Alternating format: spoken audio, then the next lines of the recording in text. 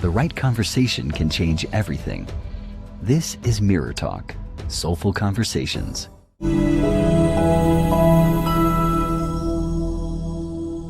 No, you cannot conquer something until you confront it. So what can I do to start confronting it properly? You know what? I think it's really this, is pay attention to the signs. Mm.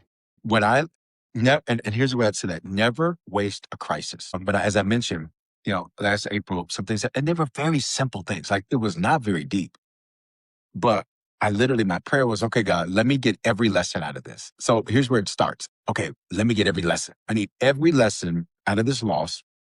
I need to go to the classroom from this crisis. Never waste it. Most people waste it because they're just so busy I just want to get out of it. I want to get out of it. Well, the only way out of it is through it. And you can either grow through it or go through it. I always choose to grow through it. Like, if I'm going to have a crisis, if I'm going to have some challenges, I'm going to have some issues, doggone it, I am going to make sure that I'm going through it. So number one, pay attention to the signals. Don't waste a crisis. If you get really upset about something, stop and say, what are the lessons? If you start thinking about something, stop, what are the lessons? That situation I just mentioned, I remember like it was yesterday. I remember what I was doing. I remember where I was driving. I remember where I was going. And I stopped and I said, okay, God, I got to get some out of this. There's something in this. So I think for every person, it starts right there, paying attention to the signals, paying attention to what gets you emotional, what gets you upset. And instead of just dismissing it, investigate it. So that'd be the second step. Become your own private investigator and say, now, why do I feel this? Why do I look this way? Why am I mad at this person? Why am I not mad at this person? Why do I feel that?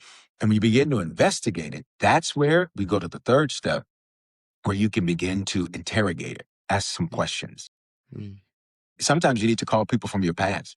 Sometimes you need to call exes. Sometimes you need to call family members. Sometimes you need to think back. You need to look back. Why? Because I need to conduct an investigation. Whenever you're conducting an investigation, it means I need to gather all the details, all the data, all the evidence, so that I can get to the final stage, which is, now let's do something that is moving me forward.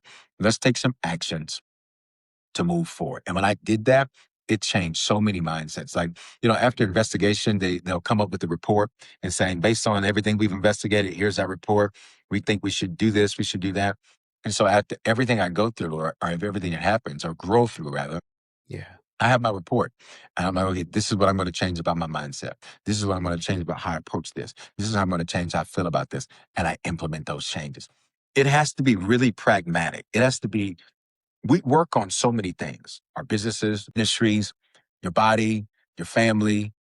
When you work on you, you are your best investment. Work on yourself. Work on yourself.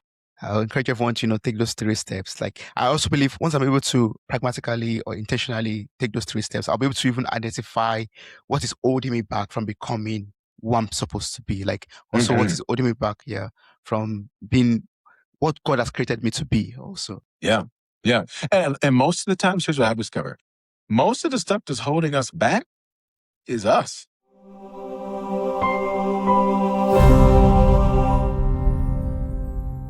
If this conversation resonated with you, consider following or subscribing to Mirror Talk on your favorite podcast platform.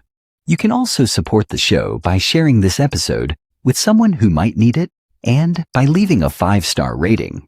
It helps these conversations reach more people who could benefit from them. Thank you very much.